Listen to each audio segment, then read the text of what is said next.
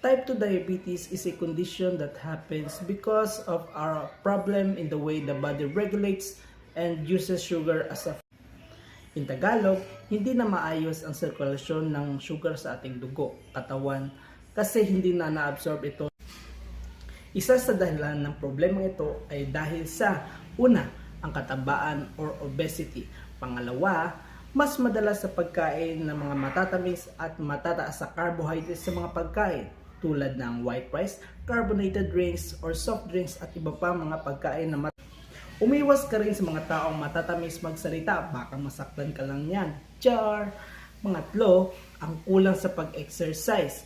Dapat paglaanan mo ng oras ang ehersisyo araw-araw kahit mga 30 minutes to 1 hour lang kada araw para magamit ang stored sugar sa ating katawan at hindi ito magkumpul-kumpul sa iyong dugo. Ang pang-apat,